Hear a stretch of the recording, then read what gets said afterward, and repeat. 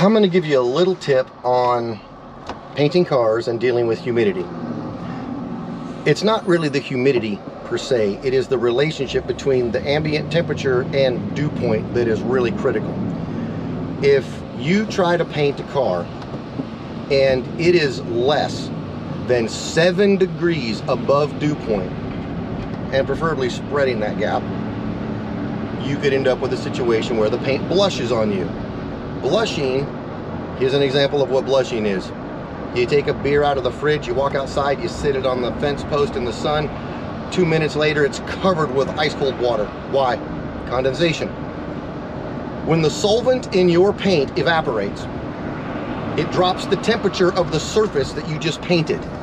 If you're only 3 degrees from dew point and the temperature drops 5 degrees, all the moisture in the air is going to condense in your paint. And then you're going to have a disaster on your hands.